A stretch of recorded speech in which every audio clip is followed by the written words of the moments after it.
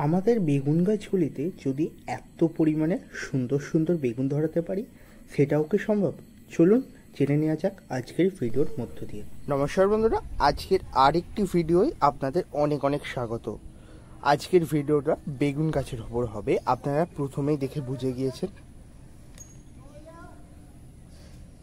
এই সময় বেগুন গাছের পরিচর্যা কি নেব। এখন তো মাঝে মধ্যেই বৃষ্টি হচ্ছে বা আবার হঠাৎ করে রৌদ্র উঠছে, মেঘলা ওয়েদার গোটা বাংলা জুড়ে। এই সময় আমাদের সমস্ত গাছের স্পেশাল পরিচর্যা নিতেই হবে, কারণ অবিরাম বৃষ্টি এবং মাঝে মধ্যে রৌদ্র, এর মধ্যে গাছগুলো যথাসম্ভব গ্রোথ নিচ্ছে, কিন্তু খাবার একবারও দেয়া হচ্ছে না। কিন্তু আমাদের সবজি গাছগুলো প্রতি এইরকম যদি আমরা আচরণ দেখাতে থাকি, তাহলে একদমই ফলন দেবে না আমাদের গাছগুলো। যারা চাষি ভাইরা রয়েছে তাদেরও আজকের ভিডিওটা অনেকটাই হেল্প করবে, এবং ছাদ বাগানে রয়েছে তাদের তো অনেক অনেক হেল্প করবে। তো আজকের ভিডিওটা মনোযোগ সহকারে দেখতে থাকো।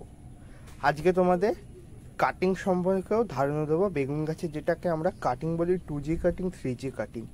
তো ভিডিওটা সম্পূর্ণ দেখতে থাকো, এবং যারা এখনও সাবস্ক্রাইব করনি গার্ডেনিং বাংলাকে অবশ্যই সাবস্ক্রাইব করে সাপোর্ট জানিয়ে দেবে। এইরকমই নতুন নতুন ভিডিও যাতে তোমাদের কাছ থেকে হাতছাড়া যাতে না হয়, সেই জন্য সাবস্ক্রাইব করে নেবে, এবং পরবর্তী সময়ের ভিডিওগুলি সবার আগে পাওয়ার জন্য বেল আইকনটা অলে বাজিয়ে দেবে। চলুন সরাসরি ভিডিওটা যাওয়া যাক। বন্ধুরা, আমরা অনেকে বেগুন গাছকে সারা বছরের ফসল বলে থাকি, কিন্তু তেমনটা নয়। বেগুন গাছ বসানোর আদর্শ টাইম সেপ্টেম্বর টু অক্টোবর, এই মিডিল পোর্শনটা। এই পোর্শনে যদি তোমরা বেগুন গাছ বসাও, সেটা বেসিক্যালি আমাদের শরতের বেগুন বলেই পরিচিত হয়, এবং এই বেগুনগুলো দুর্দান্ত ফলন দেয় ছোট জায়গার মধ্যেই। ছাদ বাগানে যদি 5টা থেকে 6টা আমরা বেগুন গাছ রাখতে পারি, তাহলে এনাফ বেগুন আমরা পেতে পারবো, এবং এই বেগুন পাওয়ার ফলে আমাদের বাড়িতে বেগুনের চাহিদা অনেকটাই কমবে। চলুন দেখে দেওয়া যাক আমার গাছে যে বেগুনগুলি ফলছে। বৃষ্টির মধ্যে একটি বেগুন গাছে এসেছিল, সেটাই টিকে গিয়েছে এবং ধীরে ধীরে বড় হচ্ছে।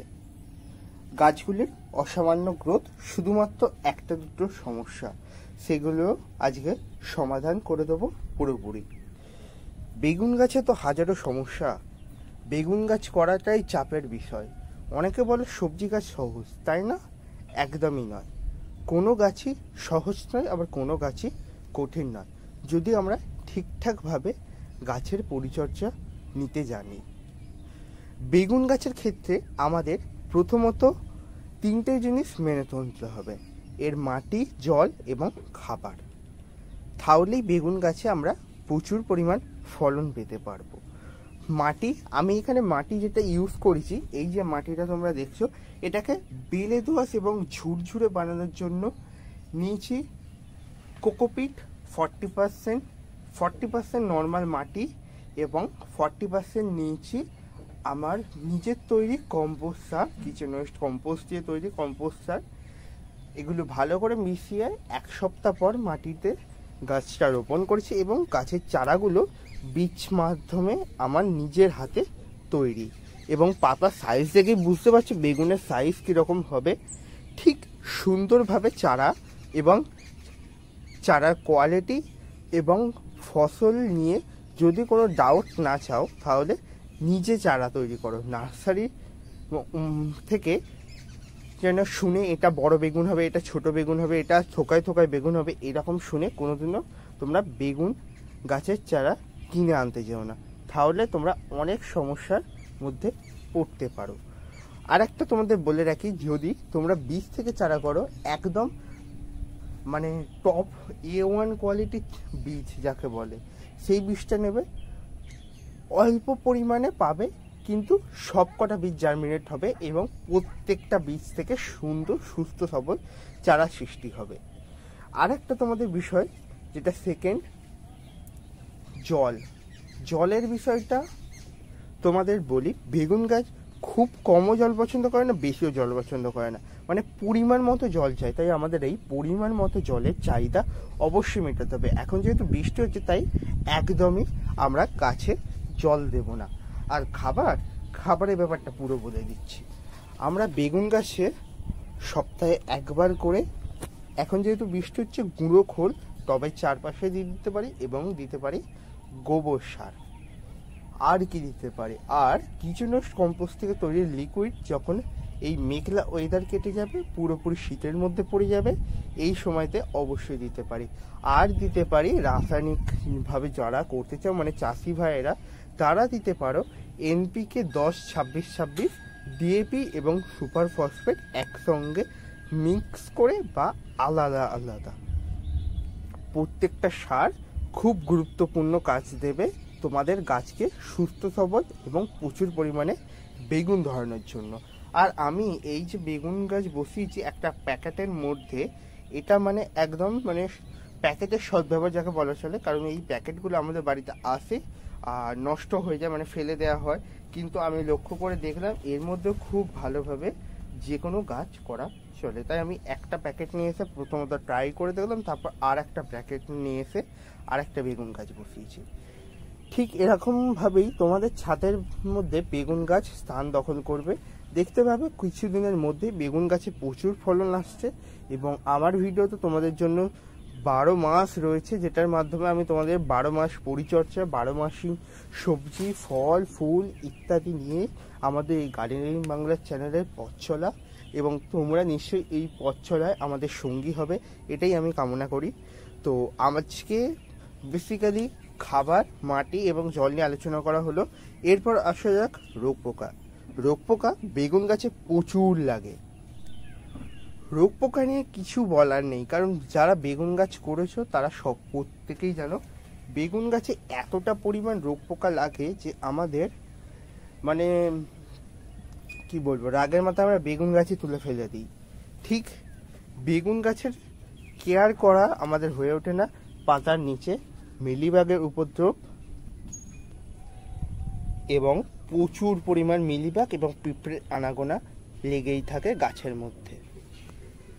তার সাথে যদি আবার এসে যায় লেদা পোকা বা প্রচুর পরিমাণে পিঁপড়ে, তাহলে তো গাছ একদমই শেষ। এই সকল সমস্যা থেকে মুক্তি পেতে আমরা প্রতি সপ্তাহে নিম তেল দিতে পারি বা 15 দিনে একবার ব্যবধানে যে কোনো ধরনের কীটনাশক, জৈব হোক বা রাসায়নিক, কাকা, ডাবগর, রোগর, সুপার সোনাটা ইত্যাদি আমাদের কাছে কীটনাশক মজুদ থাকে। এইগুলো আমরা প্রতি 15 দিনের ব্যবধানে যে কোনো 1 লিটার জলে 2 ml হালকা ডোজে গাছের পাতার নিচে এবং ওপরে ভালো করে স্প্রে করে দেবো, যাতে করে এই সকল সমস্যা আমাদের গাছ থেকে চিরতরে মুক্তি পায়। একটা কথা তোমাদের বলে রাখি, বেগুন গাছে কেননা যে কোনো ফল, ফুল, সবজি গাছে পোকার ওষুধ এবং ফাঙ্গিসাইড তোমরা নিয়মিত দেবে, কারণ চট করে তোমরা দেখতে পাবে না গাছে পোকার উপদ্রব, কিন্তু যখন পোকার উপদ্রব দেখা দেবে তখন গাছে তোমরা যতই ওষুধ দাও, যতই ফাঙ্গিসাইড প্রয়োগ করো, সেগুলো যেতে একটু টাইম লাগবে, তার মধ্যে গাছের অনেকটাই ক্ষতি হয়ে যায়। আর কাটিংয়ের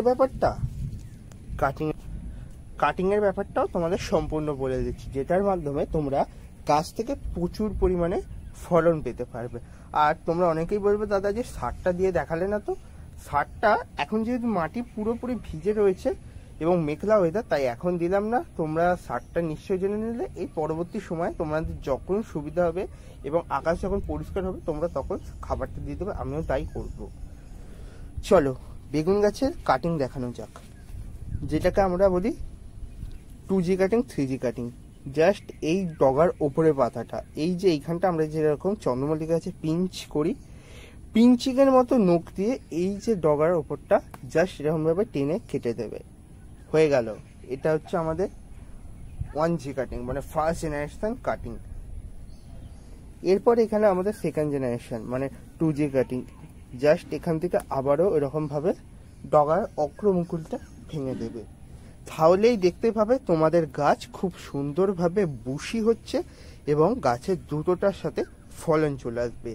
এই স্টেপগুলো ফলো করো, ছাদ বাগান এবং জমিতে তোমরা খুব সুন্দরভাবে বেগুন ফলাতে পারবে। চলুন বন্ধুরা, আজকের ভিডিওটা এখানেই এন্ড করছি। আপনাদের নিশ্চয়ই ভিডিওটা অনেকটাই হেল্প করবে আশা রাখলাম, এবং যারা গার্ডেন বাংলাকে সত্যি সত্যিই ভালোবাসেন এবং রেগুলার ভিডিও দেখেন তাদের অসংখ্য অসংখ্য ধন্যবাদ। এবং যারা এখনও সাবস্ক্রাইব করেছেন বা সাবস্ক্রাইব করেননি তারা অবশ্যই সাবস্ক্রাইব করে নেবেন। এরকমই ভিডিও আপনাদের কাছ থেকে চিরদিনের জন্য হাতছাড়া হবে না, কথা দিচ্ছি। এবং আবারও এরকমই নতুন ভিডিও নিয়ে চলে আসবো। আজকে চললাম, আবারও আসবো নতুন ভিডিও নিয়ে আপনাদের সকলের কাছে আড্ডা নিয়ে।